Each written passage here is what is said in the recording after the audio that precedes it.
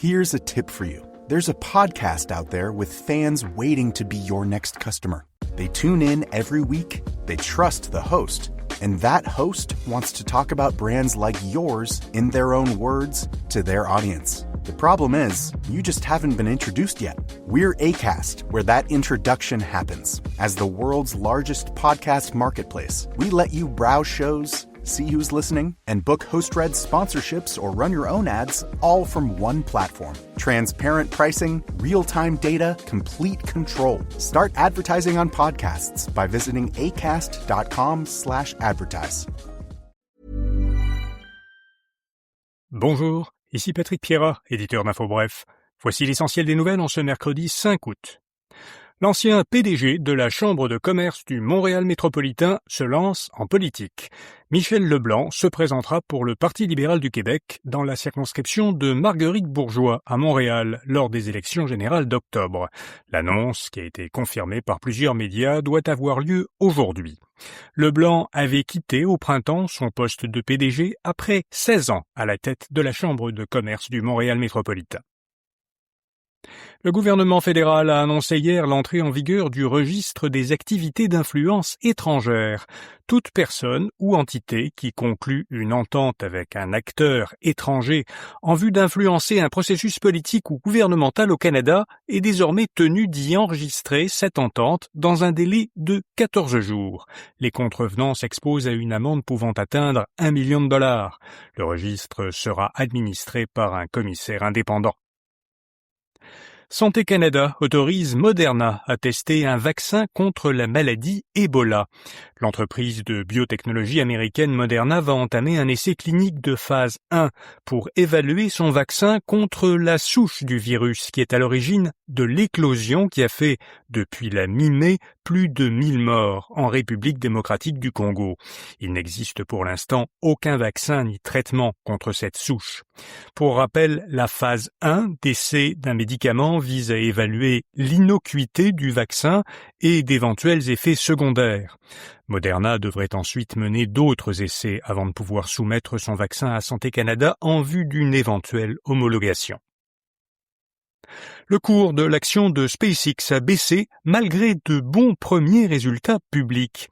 Le chiffre d'affaires de l'entreprise d'exploration spatiale américaine a atteint 7,8 milliards de dollars américains au deuxième trimestre de cette année, son premier trimestre en tant qu'entreprise cotée en bourse. En fait, un trimestre partiel puisqu'elle est arrivée en bourse au mois de juin.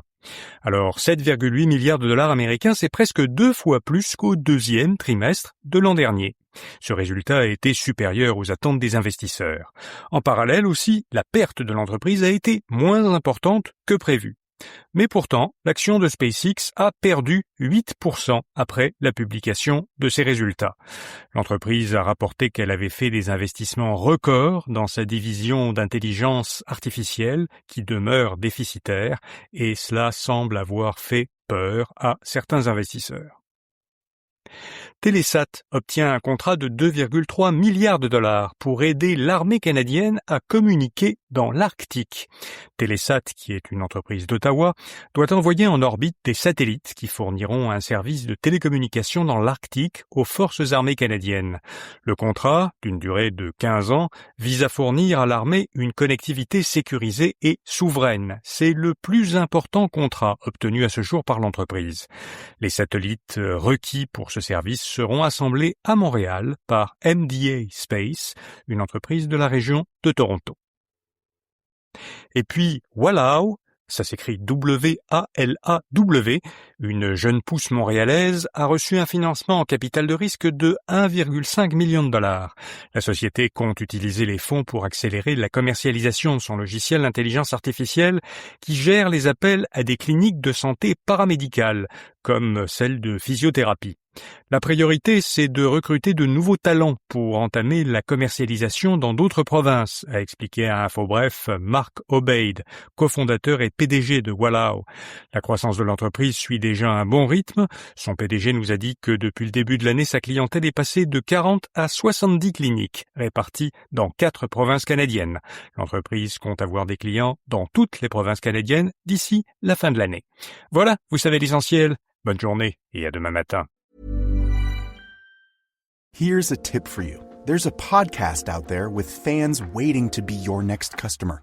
They tune in every week, they trust the host, and that host wants to talk about brands like yours in their own words to their audience. The problem is, you just haven't been introduced yet. We're Acast, where that introduction happens. As the world's largest podcast marketplace, we let you browse shows, see who's listening, and book host-read sponsorships or run your own ads all from one platform. Transparent pricing, real-time data, complete control. Start advertising on podcasts by visiting acast.com/advertise.